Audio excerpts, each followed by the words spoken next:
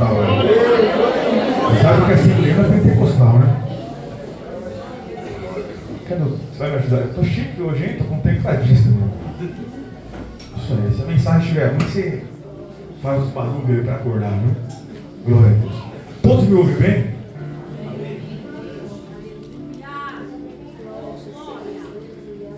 Se nós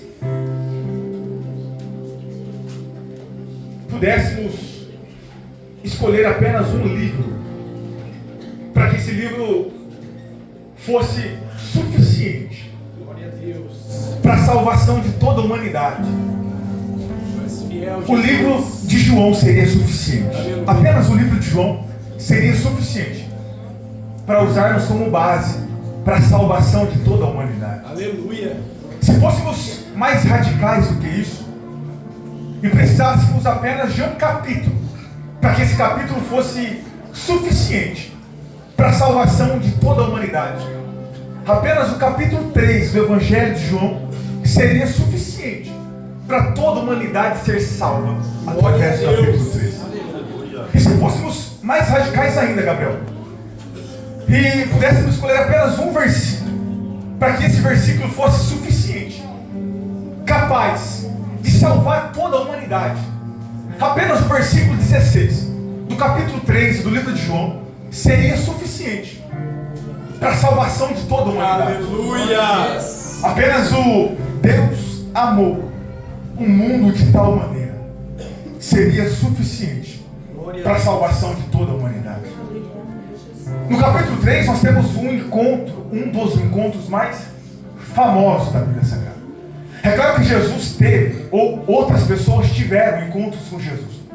Em todos os outros encontros houve mudanças de vida. Eu não sei se você lembra de Zaqueu, que quando Zaqueu subiu na árvore, Jesus disse: Zaqueu, desce, que eu preciso pousar-me na sua casa. Eu preciso dormir na sua casa. Foi um encontro de Deus e um homem, de um homem e um Deus. Eu não sei se você lembra do encontro de Paulo em cima, ou andando na estrada mais antiga do mundo, chamada Damasco. De repente, Jesus aparece para ele e ali há uma mudança no homem chamado Paulo, de Saulo para Paulo. Eu não sei se você se lembra desse outro encontro que para mim eu também sou apaixonado, que é aquele encontro que homens com pedras na mão arrastam uma pecadora aos pés de Jesus. Esses homens estão com tanta sede de sangue que eles imaginam que esse homem, o Galileu, Jesus, ajudaria a apedrejar aquela mulher, ou autorizaria no máximo que aqueles homens a matassem com pedras na mão. Mas quando aqueles homens sedentos por sangue e pedras na mão, arrastam e jogam o corpo daquela mulher ferida, pecadora, aos pés daquele homem chamado Jesus, silêncio estava, silêncio ficou, escreveu no chão. E quando ele acabou de escrever, ele quebrou o silêncio, olhando nos olhos dos pecadores, dizendo: quem não tem pecado, atire a primeira pedra. Aleluia! Eu imagino aquela mulher, depois disso aí, Jesus olhou para ela e falou: mulher, vai com paz e não peques mais. Aquela mulher saiu de aldeia em aldeia, de casa em casa, comentando, dizendo: eu encontrei um homem que me olhou de um jeito que jamais alguém olhou, que me enxergou como ninguém jamais me enxergou. O seu olhar transbordava compaixão e misericórdia. Esses encontros que Jesus tinha, todos os encontros eram mudanças, eram conversas, diálogos, palavras que transformavam histórias e mudavam futuros de pessoas. Até porque é impossível um homem ou uma mulher encontrar aquilo que é Deus. Aleluia! Esse homem permanecer do mesmo jeito. Aleluia! Alguma coisa é obrigada a acontecer. E no capítulo 3, pastor Ronaldo, um homem chamado Nicodemos. Repita comigo: Nicodemos. Nicodemos era um fariseu, um príncipe, um membro do Sinédrio, mestre, rabino, religioso. Ele conhecia 613 leis e preceitos de todo o povo judeu. Era um homem que tinha a lei na ponta da língua. Conhecia. Mas esse homem que ouve falar que existe um Nazareno, aleluia, um Galileu, andando para aquelas terras coerentes, e ele ouve dizer que esse homem faz coisas que nenhum outro homem faz. Ele ouve dizer que esse homem de carne e osso, aparentemente aos olhos dos homens, está fazendo o cego voltar a enxergar. paralítico voltar a andar. Aleluia. Surdo voltar a andar. Aonde ele passa, alguma coisa acontece. E pior, há boatos de que esse homem não é apenas um curandeiro, entre aspas. Esse homem ainda perdoa o pecado. E é isso que intriga Nicodemos. É isso que chama a atenção de Nicodemos. Lembra quando Jesus está pregando para uma multidão bonita como essa? E de repente abre-se um telhado e desce um paralítico a dele. Trazem o paralítico até Jesus. Jesus interrompe o culto. Ou não continua, porque isso faz parte do culto. Ele coloca as mãos no joelho do paralítico. Mas antes de curar, ele diz: perdoados estão os seus pecados. Aleluia. Isso para um fariseu é inconcebível. Para um homem como Nicodemos, não pode ser um homem de carne e osso perdoando pecados. Isso é papel de Deus, do nosso Deus, do Pai que está sentado no alto sublime trono. Isso chama a atenção de Nicodemos. Não foi as curas, porque havia alguns, não como Jesus, com todo respeito, não como Jesus, havia a fama de uns curandeiros na época, mas isso não chamou a atenção daqueles homens. O que chamou é um homem de carne e osso. Aleluia. Perdoando pecados. Aquela mulher que foi até ele com pedras na mão, ele disse: está perdoado os seus pecados, não peques mais. Aleluia. Isso intrigava homens como Nicodemos. E é nessa intriga que Nicodemos se levanta de madrugada. Que horas que eu disse? Madrugada. De madrugada. Arranca sua roupa de príncipe dos sacerdotes, do sinédrio, e vai de madrugada encontrar esse homem, para que ninguém veja, porque vai que as pessoas ali encontram o mestre, o rabino, o doutor, o homem que conhece a lei, indo encontrar um homem que alguns zombavam, outros diziam que era apenas um fanfarrão. E é esse Nicodemos que sai de madrugada e vai encontrar Jesus. Eu amo esse diálogo aqui, pastor Bruno. Eu já vou chegar onde eu quero. Eu amo esse diálogo, porque Jesus, ou Nicodemos, pelo menos vai com algumas perguntas na cabeça, ou para tentar suprir algumas dúvidas. Uma delas é: eu quero saber se de fato esse homem é aquilo que dizem. Aleluia. Eu quero saber se de fato ele tem poder de curar pecados ou perdoar pecados, porque se ele tem esse poder, ele não é normal. Ele de fato é o Filho de Deus. Esse Nicodemos vai com essas ideias na cabeça. Quando ele encontra o doutor, o mestre, o fariseu, o membro do sinédrio, o rabino, o religioso que conhecia os 613 preceitos do povo dos judeus, conhecedor da Torá, que julgava as pessoas, interpretava a lei, é esse homem que chega diante do Galileu, do Nazireu. E quando ele chega diante desse homem, eu amo isso aqui, porque Jesus, ele olha para Nicodemos e ele explicita, quase que dizendo: ô Nicodemos,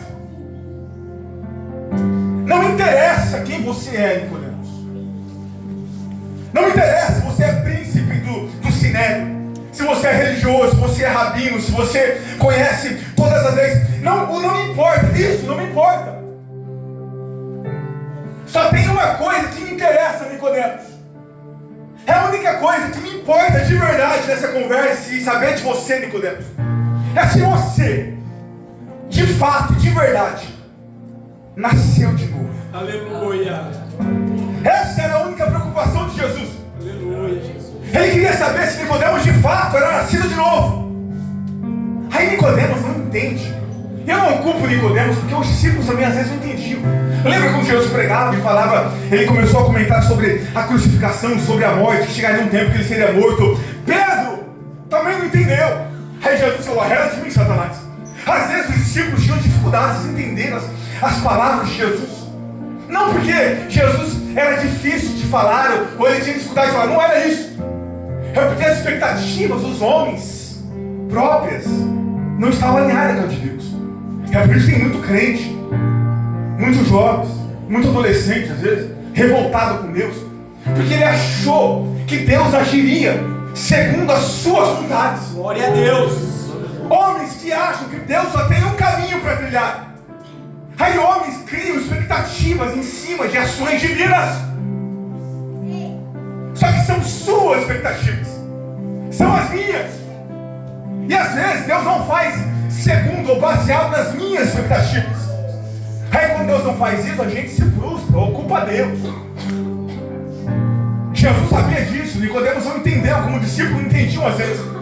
Os discípulos não queriam que Jesus morresse, é por isso que eles não entenderam. Eles não quiseram aceitar que chegaria um tempo, por isso que Pedro não entendeu. Porque o foco de Jesus enquanto caminhou nessa terra sempre foi os discípulos. Rodrigo, o foco de Jesus não foi os milagres, não foi fazer o cego voltar a enxergar com um cuspe no chão, na terra, colocar nos olhos. Não foi! Não foi o paralítico, não foi Lázaro. Quando Jesus gritou, Lázaro, sai para fora, e Lázaro ressuscitou depois de 4 dias. Não, isso não foi o intuito de Jesus. Isso era consequência.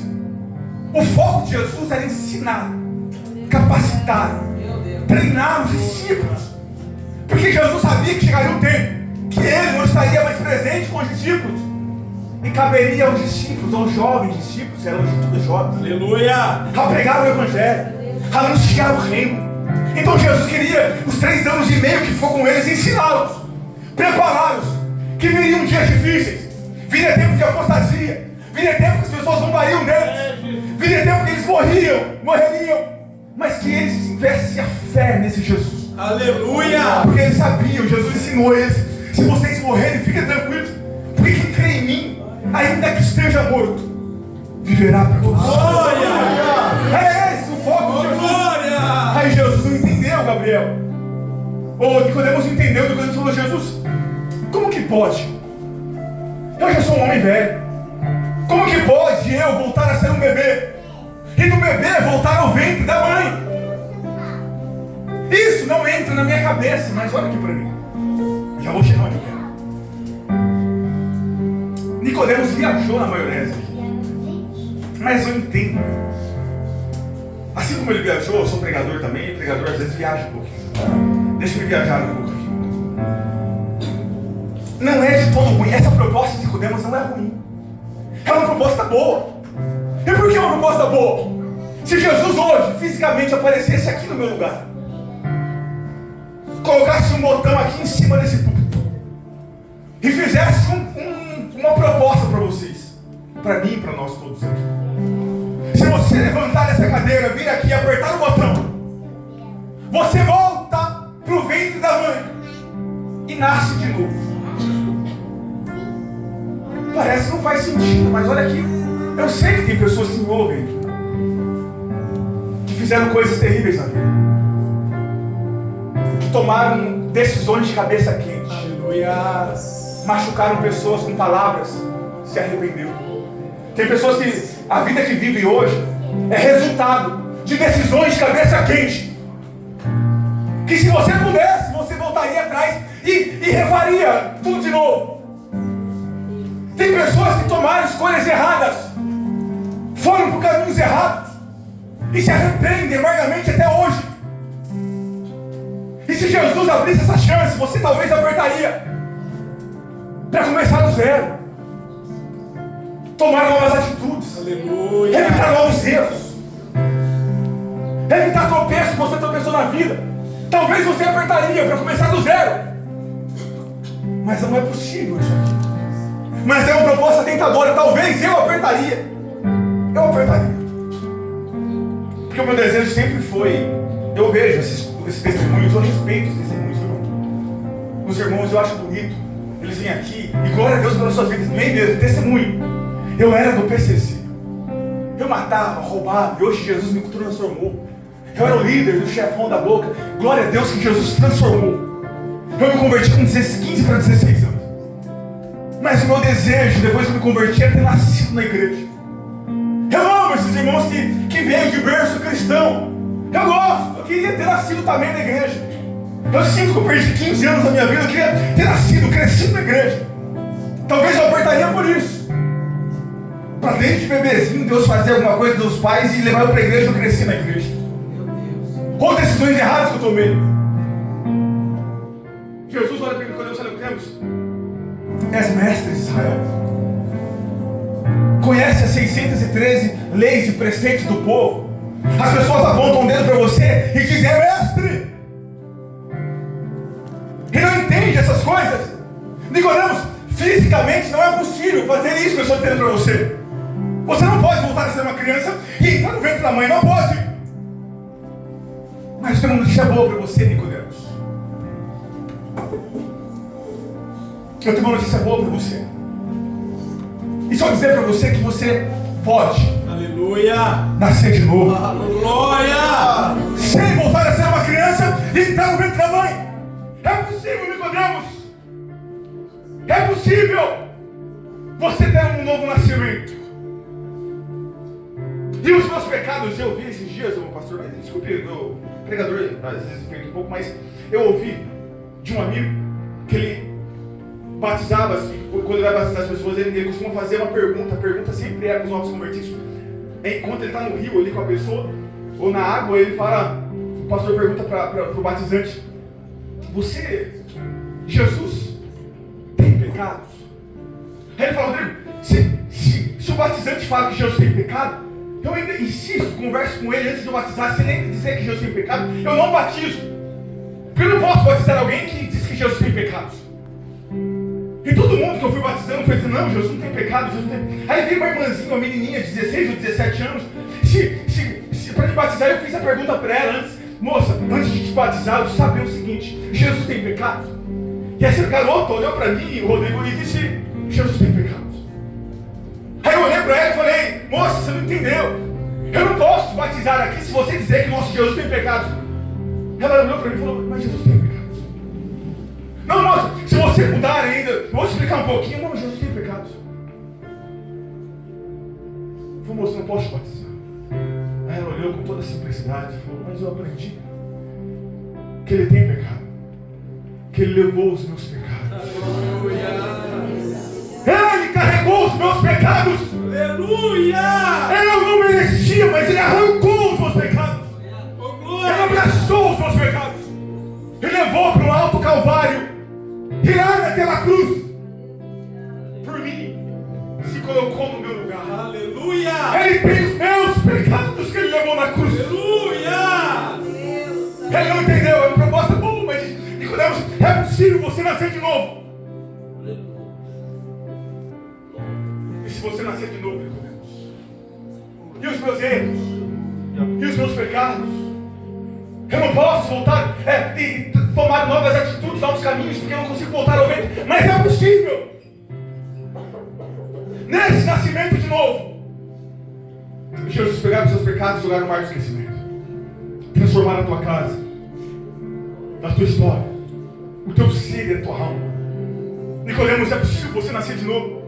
Eu tenho uma outra ótima notícia: quem é nascido da água, quem é nascido da água e do Espírito, quem é nascido de novo, conhece o vento. A gente não sabe de onde vem e nem para onde vai.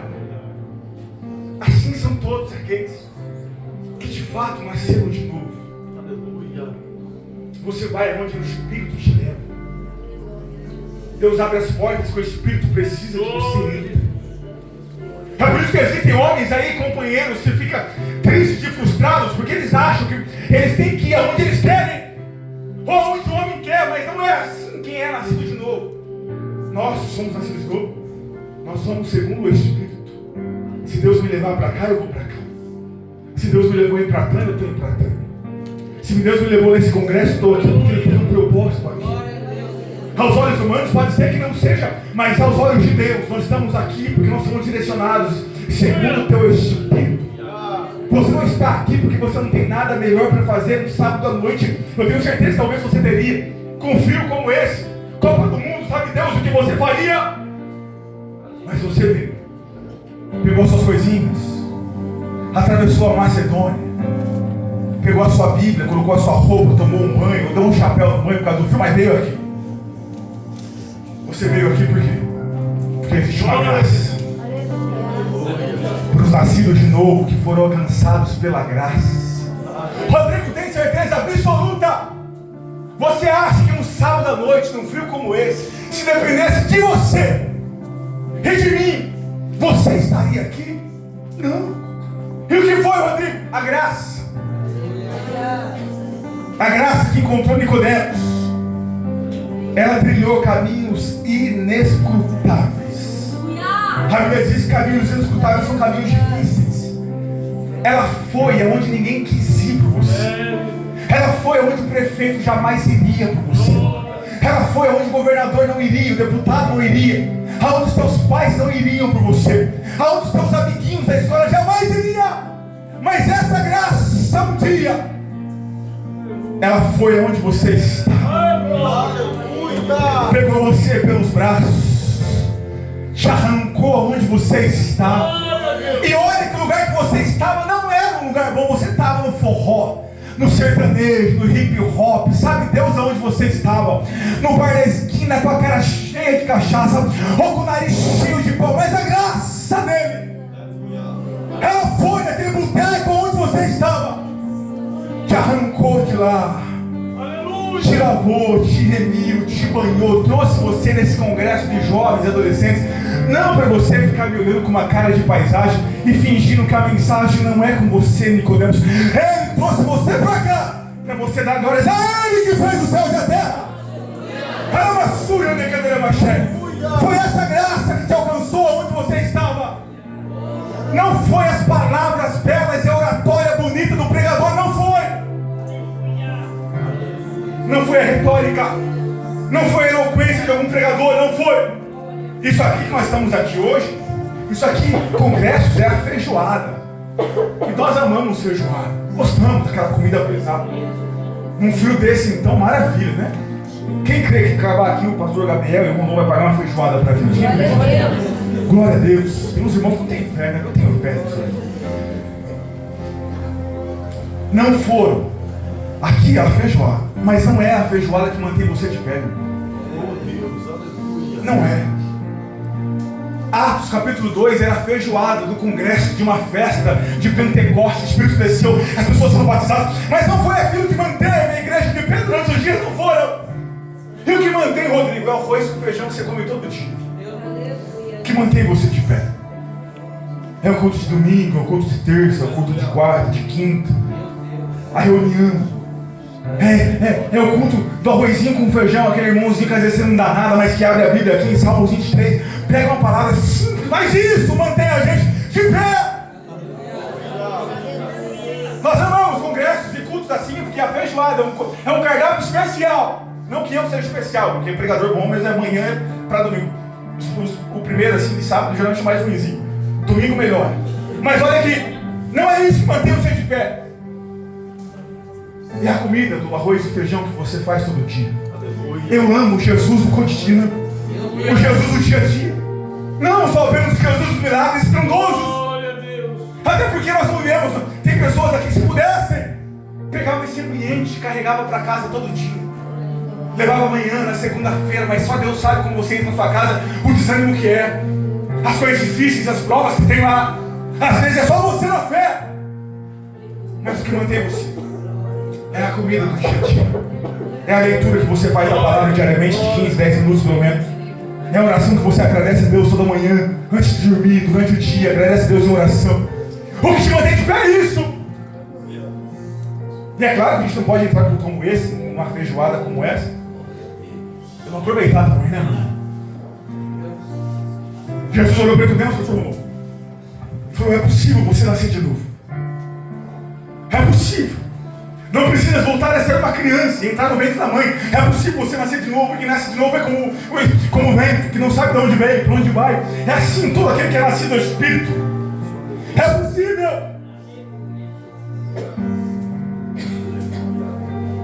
E por que é possível, Rodrigo? Nós, meros pecadores e miseráveis, ter uma vida como essa. Eu amo mesmo pregar para jovens adolescentes. Não porque eu seja jovem, porque eu sou.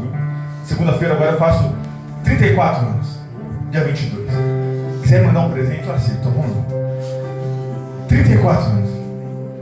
E ele, o negócio já me dá um presente hoje, hein? Obrigado. Deu uma gravata, só não usei porque eu vou bater uma foto depois, né? E os espelhos no Elivelto, viu, irmão? 34 anos eu prego para jovens, 90% das minhas agendas é jovens, e congressos, e cultos de jovens, seminários de jovens. Eu sei a responsabilidade que Jesus me deu. Porque essa juventude aqui, essa geração aqui, vocês que o diabo vai partir para cima com os dois pés na porta. Nós vivemos um tempo difícil, o Brasil é um tempo difícil. As coisas se inverteram, as coisas estão difíceis. Ele sabe que aqui, nessa juventude, existe força. Ele sabe que jovens amam ideologias, abraçar causas grandes. É por isso que o diabo vem com várias ideologias por aí que parecem boas, mas são demoníacas. O discurso é bonito, as palavras são belas. São discursos políticos, às vezes inflamados pela emoção, por ajudar o pobre. São discursos acabados, bonitos, mas por trás são filosofias macabras, demoníacas. Homens que estão no topo da cadeia, que odeiam Deus. Tem pacto, sabe, do diabo com quem? Eles escaram o nome de Deus nas escolas, nas faculdades. A autoridade de Deus foi extirpada dessa sociedade. Agora estão arrancando a autoridade de pai. As autoridades são tocadas, autoridades espirituais, para que os jovens sintam que não há esperança. Jesus está dizendo para que colhemos. Quando você nasce de novo, assim como o vento, você não sabe de onde vem e para onde vai. Você vai segundo o meu direcionamento. E eu amo pregar para jovens, como eu disse, porque eu sei que eu, assim como eu me converti de 15 ou 16 anos atrás, em um congresso, um culto como esse, a igreja era exatamente desse tamanho, da pastora Gisele na época, desse tamanho. E eu me converti assistindo um DVD, eu já contei, não sei se eu contei aqui, mas eu assisti um DVD que o pastor me levou, o único pastor da família, o pastor Fábio. Ele trouxe um DVD para mim, eu coloquei o DVD lá, eu assisti o DVD. Um pastor pregando nos Gideões, e eu na casa da minha mãe, um churrasco à tarde, um domingo. A família inteira com a cara cheia de cachaça. E naquele DVD, na sala da minha mãe, um domingo à tarde, eu me converti. E eu falei, Jesus, ô Fábio, meu primo, eu quero isso aí que está na TV. E era um culto pentecostal. Meu pastor, meu primo falou, ô Rodrigo, tem um culto que eu congrego numa igreja que é assim. Doido. Uma Assembleia de Deus. Pequena. E eu fui naquele culto no outro domingo. E a pastora e o pastor em cima da cadeira olhou para mim quando eu estava lá no último banco. No meio do culto, ele olhou e falou, garoto. Eu olhei para trás e falei, você mesmo, grandão. Deus te trouxe aqui. Porque Ele te visitou domingo passado na casa da sua avó e no DVD. E a partir daquele dia, a tua casa, a tua vida, o teu ministério, os teus sonhos. Conhece o vento que sopra para onde vem, de onde a gente não sabe e vai para onde a gente não sabe? Assim será a tua casa, o teu ministério, a tua história. Eu não entendi nada do que aquela moça estava falando. Hoje eu entendo. Eu só sei que no final do culto eu estava diante do púlpito chorando e dizendo, Jesus, eu não conheço nada aqui, mas eu senti algo aqui dentro. E o que vocês tinham, Rodrigo? Não tinha nada. Até hoje a minha mãe não vai para a igreja. Sábado à noite agora deve estar no forró, sabe Deus aonde vão. Meus pais separados. Mas é aqui dentro. Talvez eu não tinha nada para pegar, vou tirar, Gabriel. Eu não sei se eu me apeguei a isso porque eu não tinha mais nada. Um garoto tímido, ninguém de casa era crente, sem perspectiva de futuro. Aí a única palavra que eu tinha na minha vida de esperança era através da boca de uma pastora que disse que Deus tinha algo, uma história grande. Eu agarrei aquilo como se fosse o último salva-vidas que eu tivesse na história. Era a única esperança que eu tinha, era aquilo. Ou era aquilo ou era nada. Eu me agarrei naquilo. Nunca fui o mais talentoso. Eu vim conversando com o Elivelto aqui no carro. Existe 1 milhão de pregadores melhores do que eu. Não é fácil, você fecha o olho, escolhe a melhor. Aqui, mais do que você. Tem gente melhor do que você, mais capacitado do que você. Eu malemar falo português direito.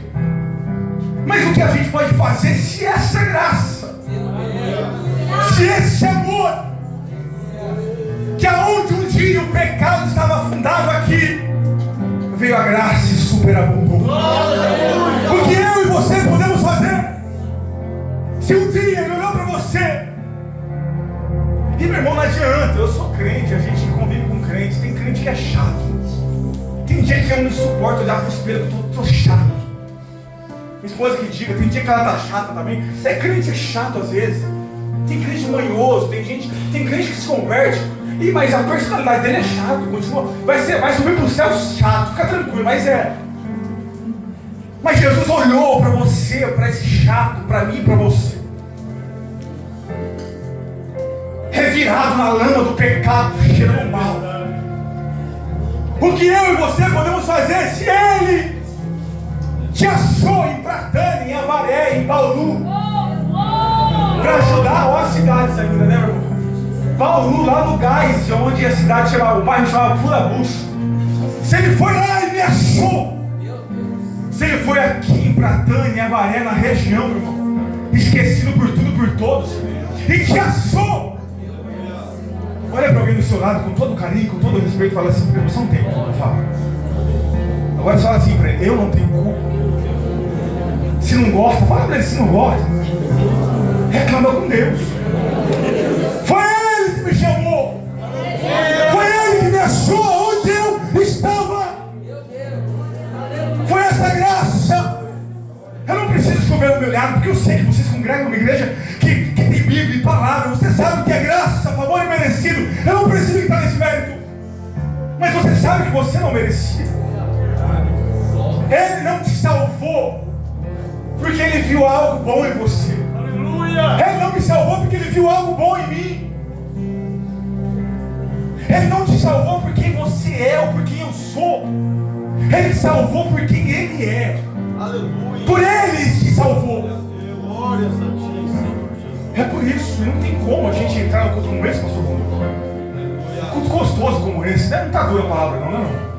Não está não, né? Fala não, mesmo se tiver, fala não. A gente é bom ator, né?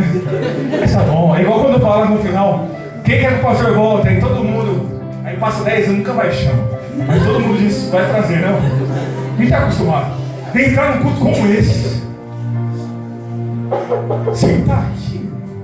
Rodrigo, mas coisas são difíceis em casa. O desemprego bateu. Os meus sonhos, Rodrigo, eu tenho projetos grandes. Eu quero romper, mas as coisas são difíceis. Eu olho para minha casa, eu vejo um vazio de Deus lá. Eu olho para o meu pai, eu olho para as circunstâncias, eu não vejo saída, mas a graça é assim. Se as coisas são difíceis lá com Ele, imagine sem Ele. É porque às vezes a gente é bombardeado por cultos evangélicos, pregadores da internet, que diz: se você vir para cá, as coisas vão mudar. O que interessa é você ser abençoado, você ser rico, ser milionário. E que se não for, se as coisas não derem certo na sua vida, é porque tem alguma coisinha errada na tua história. Para de ouvir esses homens, pelo amor de Deus. Glória a Deus. A proposta do evangelho nunca foi fácil, mas é recompensador. Nós passarmos pelo vale, sabemos que sofremos, mas sabemos que Ele está do nosso lado. Ele foi, Ele te achou, te encontrou, te lavou, te reviu. Então para. Rodrigo, está difícil, Rodrigo. Eu moro numa casa que é diário, eu pago aluguel, Rodrigo. Fica tranquila, minha filha.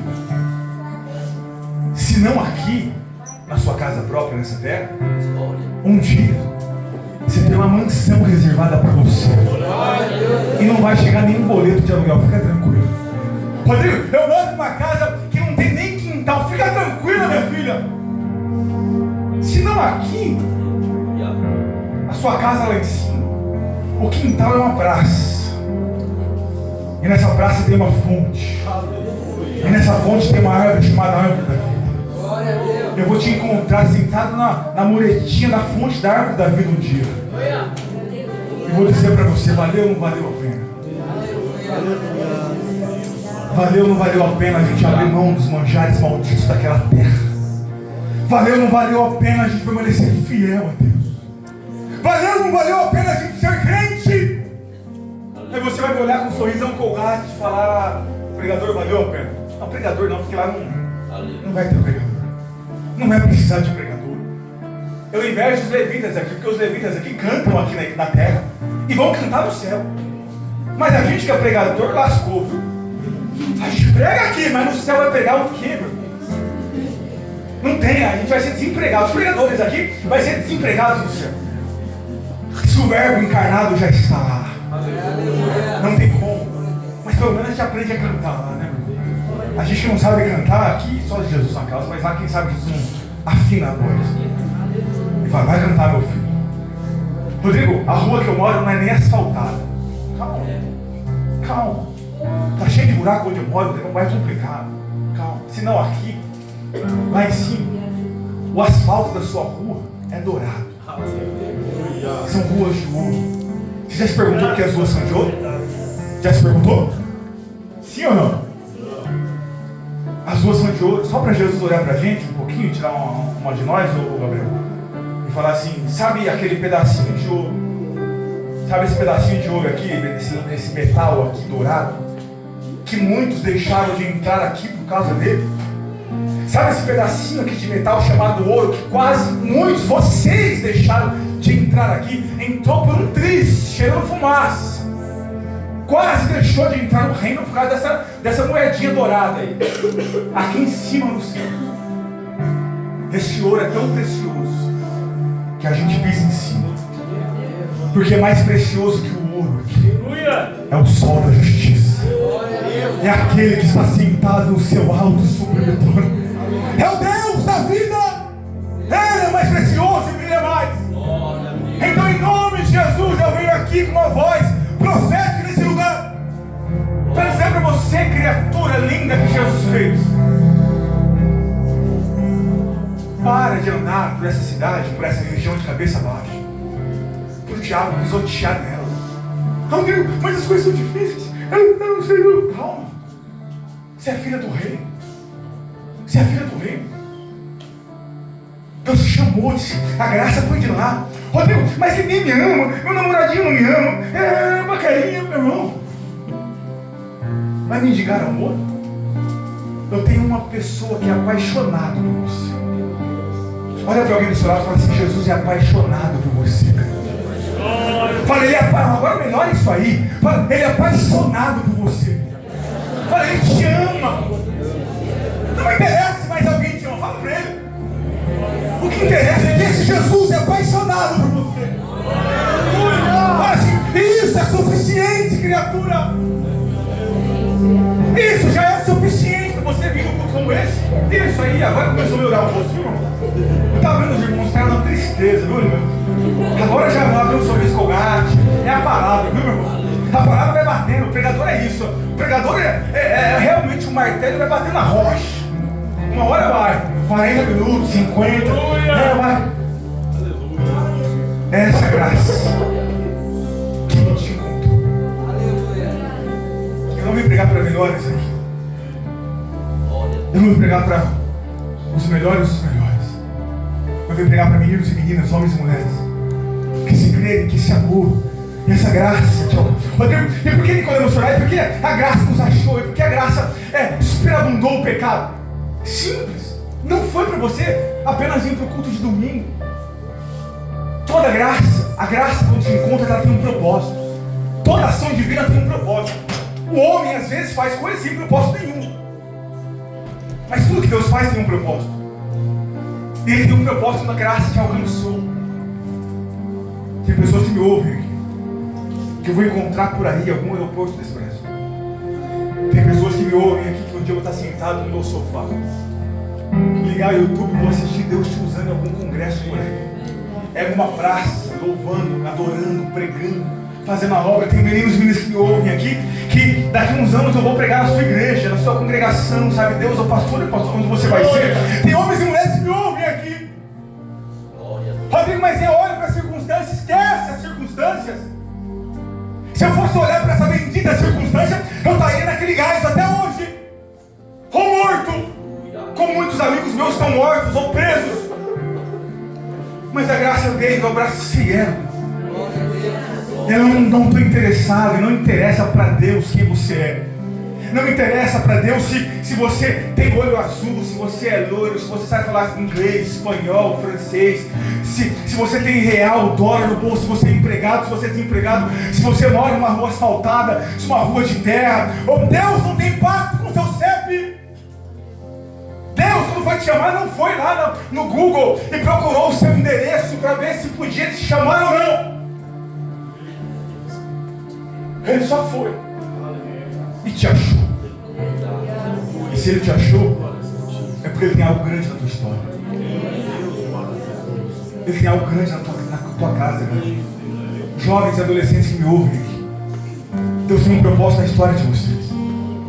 Mas se vocês ficarem presos apenas à circunstância e ao ambiente, tem pessoas que me ouvem aqui que as coisas não andam porque ouviram palavras de pessoas que eram para te apoiar, mas lançaram palavras negativas, você absorveu aquilo na alma.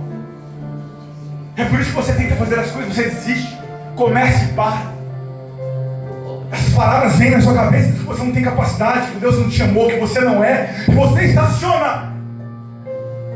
Mas eu vim aqui embaixo do sangue de Jesus para dizer para você que aonde abundou o pecado, aonde abundou essas palavras de derrota, de miséria, aonde essas coisas vieram para te cobrir, a graça superabundou. Correu em você onde nós estamos. Com autorização do meu pastor aqui, Ronaldo, fica de pé comigo nessa noite. Quem que vai louvar aqui? Gabriel? Quem? A mocidade vai louvar. Mas antes delas louvarem, eles louvarem aqui, eu preciso fazer algo que Deus colocou no meu coração. Tem alguém que me ouve nessa noite, que deseja, olha aqui para mim, que deseja o ministério. Rodrigo, eu anseio ser um jovem usado por Deus. Eu quero gastar a minha vida por reino. Eu quero me entregar, eu quero usar a minha juventude, a minha adolescência para o reino. Eu quero ser um pregador, uma levita, um pastor, um missionário. Eu quero ser alguém que Deus me use nessa terra. Eu estou disposto a pagar o preço para que Deus use a minha história e a minha vida. Tem alguém no nosso meio que deseja um ministério? Deixa-me conhecer você. Levanta sua mão onde você estiver. Só você que deseja um ministério. Anseia. Rodrigo, eu tenho vergonha. Vergonha é sair daqui pecado. E fica tranquilo que a minha